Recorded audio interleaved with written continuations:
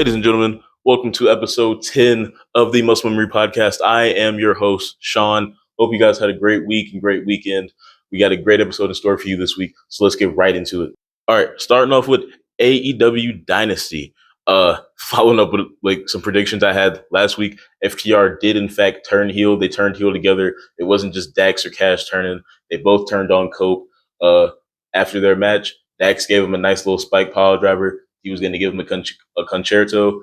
Cash stopped him, went back, got him himself, and then ended up doing the middle rope spike pile driver where they hop off the rope, spike him. For me, it was pretty cool. I'm glad that FTR is now heel. I'm glad they finally got some heel work. I'm glad that this is finally going to be interesting. I do hope we get FTR versus Christian Cage and Cope. I don't know how Christian Cage is going to be able to turn face the situation, but hopefully somewhere down the line we get FTR versus Christian and Cope. So, yeah, I look forward to that. The Young Bucks have returned, and they cost Swerve Strickland the AEW World Championship. So they came, the lights went out, the ref was out, lights come back on, the Young Bucks are in the ring. They hit the EVP trigger. They're no longer Matthew and Nicholas, they're Matt and Nick again. So that's interesting to see. But they immediately came back. Kenny Omega had beef with him the next night on Dynamite. Okada ended up coming out, but then Swerve came out again. So Swerve has beef with a lot of people right now. But irritating that the Young Bucks are the ones that costed Swerve the belt. Irritating that Moxley is still champion. But hopefully this leads to someone worth it taking the title, because I'm kind of tired of seeing Moxley with the belt. It's not really going anywhere, and the storyline is getting very, very boring, in my opinion. Julia has returned, and some people called it a heel turn because she attacked Stephanie, who's supposed to be her friend. But if you go back and watch the film, Julia put hands and feet on everybody in that ring. Didn't matter who you were. Face, heel, good, bad, Julia dropped you. So, and then she made it clear that she wanted Stephanie Ricker at Stand and Deliver. We had a post-interview with Stephanie after she went to the GM's office, talked to Ava.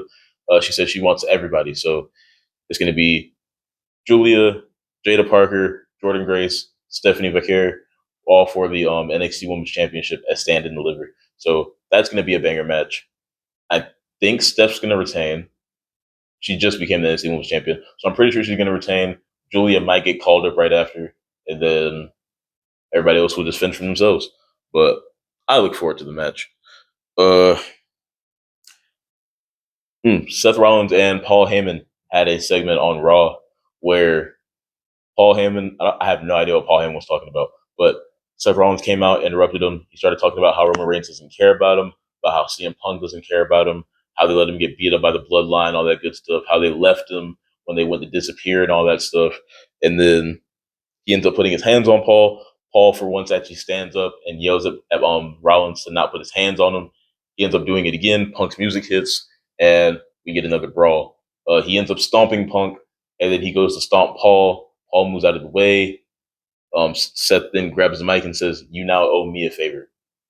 I personally feel that at WrestleMania, Paul Heyman walks out with Seth Rollins. I feel like Seth Rollins wins that match, and Paul Heyman leaves with him. And Paul Heyman is now Seth Rollins' manager, leaving Punk and Roman to deal with the scraps. So, me personally, I feel that in this entire triangle of people, the only person who would benefit from having Paul Heyman with them is Seth Rollins. Because Seth Rollins has not had that Paul Heyman rub. He has not had that Paul Heyman mouthpiece, the exposure that comes with having Paul Heyman as your manager. Because for some reason, when he gets the right guy, Paul Heyman makes that guy the biggest name in WWE. Whether it was Brock Lesnar, who was not a great talker, wasn't the best wrestler. Like, that was very obvious. He made that guy by far the biggest name in WWE. He gave it to CM Punk, made CM Punk the biggest name in WWE. He gave it to Roman Reigns, as we all know, made him the biggest name in WWE that they've seen in years. And he held that company down for 4 years with Paul Heyman. So if anyone will benefit from it, it'll be Seth. It'll be a good way to get Seth another world title. It'll be a good way for people to get eyes on Seth. It'll be another way for Seth to reinvent himself again. If he needs to, if he wants to, if the company feels like he needs to reinvent himself to fit with Paul Heyman character, then so be it. Even though Seth is already good on the mic, even though Punk is already good on the mic, even though Roman got better on the mic, at the end of the day, Paul Heyman is untouchable on the mic. Like Paul Heyman is in that upper echelon of guys like The Rock and Steve Austin and Cena, where when it comes down to being in the ring with them on the mic, there's very few that come close to that level of like perfection when it's on the mic.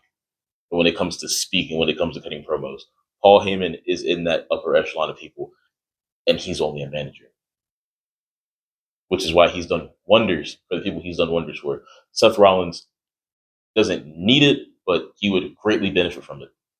Therefore, I think the favor that Seth Rollins asks is Paul Heyman leaves WrestleMania with him. He crosses over Seth Rollins and Roman Reigns, not Seth Rollins, CM Punk and Roman Reigns, and the wise man is now the advocate of the revolutionary.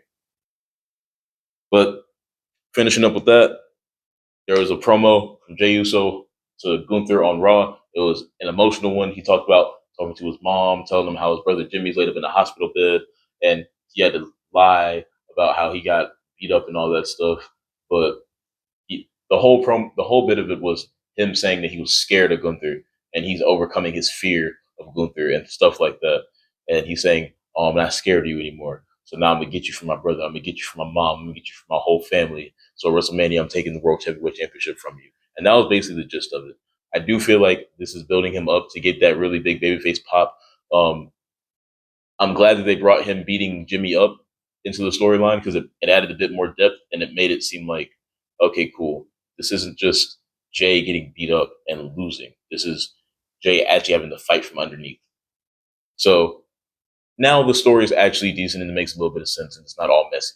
So I'm cool with that. And for the most part, I hope Jay wins at WrestleMania. But that's about all we have for wrestling. So I have one more announcement that I make for you guys before we get on to our very next topic, which is something that was requested in the comments on one of the shorts or one of my previous episodes. And I'm trying to get you guys what you want. So let's just get right into that. All right. So as you guys know, I already have Muscle Memory Podcast on YouTube, Instagram, and TikTok. But if you want to see the fitness side of it, like the straight up fitness, like tips, tricks, how to do workouts, how to structure your workout day, all that good stuff, follow Muscle Memory Fitness. Muscle Memory Fitness on Instagram. It's only on Instagram right now. So follow Muscle Memory Fitness. I'll put it in the description if I can. If not, then I'll put it somewhere up here beside my head or something like that. Muscle Memory Fitness on Instagram. Make sure you guys go give that a follow. Support me, support the brand. It'll be greatly appreciated. Now let's get on to the rest of the episode. Just wanted to let you guys know that I apologize for not giving you guys a full episode this week, and it's not anywhere near as complete or good as I would have liked it. I got caught up in some things behind the scenes that I needed to take care of, and now that I have those taken care of, I'm still going to put this episode out. You guys are still watching it if you're seeing this clip. So, again, I'm sorry for if it looks rushed. It's because I was busy doing a bunch of other stuff. But everything that I talked about in the podcast this week will be talked about in clips. I'll make sure I record a bunch of clips talking about those things in detail, so I give you guys actual good content that I spend a good amount of time on over the next week until the next episode comes out, which by then that episode will be far better than this one. Again, just wanted to let you guys know that I care about the product and all that and the show. So I wanted to address this before anyone else is like, why is he uploading so late or not on the day that he said it would be on? It's entirely my fault. But just so you guys know, stay blessed. Peace.